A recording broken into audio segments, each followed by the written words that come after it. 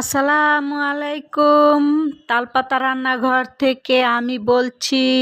ছোট বড় সকল ভাই বোনকে আসসালামু আলাইকুম। জানেন তো বৃক্ষ মেলা শুরু হয়ে গেছে, তো আমি মেলায় গিয়েছিলাম। তো ওইখান থেকে আমি ছোট ছোট কিছু ভিডিও করেছি, সেটাই আপনাদের সাথে শেয়ার করতেছি। সবুজ শ্যামল অনেক গাছ একসাথে, তারপর ঘুরে ফিরে দেখলাম, অনেক কিছু ভালো লাগলো। কিছু কিছু জিনিস আমিও কেনাকাটা করেছি এখান থেকে। 2026 স্টল থেকে বৃক্ষমেলায় গিয়েছিলাম। আমিও ছোট ছোট কিছু গাছ কিনে এনেছি। এই যে এটা একটা জবা গাছ কিনলাম, তারপর এই যে একটা রাবার বান্টের গাছ কিনলাম, যদিও আমাদের এখানে পাওয়া যায়। তারপর ওইখানে কেন জানি দামে মিলে গেল, তারপর কিনতে হইলো। তারপর কিছু টপ এনেছি, যদিও আমার ছাদ নাই।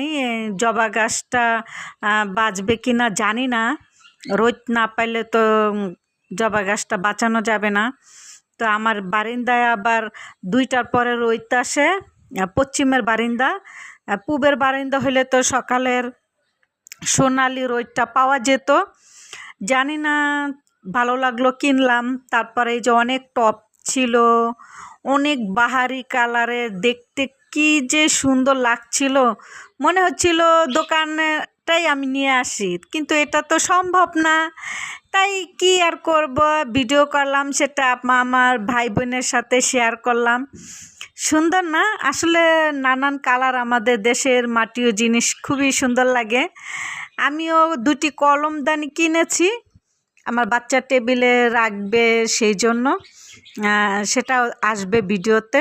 এদিন এই গাছটা কত সুন্দর, আমার যদি একটা ছাদ থাকতো আমি অনেক গাছ দিয়ে সাজাতে পারতাম, কিন্তু দুর্ভাগ্য আমার মন চাইলেই তো আর হবে না, আমার তো সেটা নাই। বারান্দার মধ্যে যেই গাছগুলি রাখা যায় আর কি, রোদ না থাকলেও গাছটি বেঁচে থাকবে ওরকম গাছ রাখতে হয়েছে। অনেক আগে ফুল গাছ রাখতাম, বুঝতাম না যে রোদ ছাড়া বাঁচে না।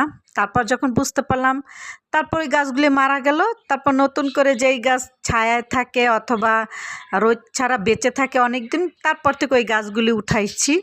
অর্কিড স্টল খুবই সুন্দর। অর্কিড অনেক দাম ছিল, আমার বাজেটটা তখন খরচ হয়ে গেছে, তাই অর্কিড গাছটা আনতে পারি না। এই যে দেখুন, কিছু টপ এনেছি আর ফুলদানি, মানে কি বলবো, কলমদানি এনেছি। তো আজকে ভিডিওটা শেষ হবে এখনই। কেমন লাগলো অবশ্যই কমেন্ট করে জানাবেন আমার বন্ধুরা। আল্লাহ হাফেজ, এই পর্যন্তই।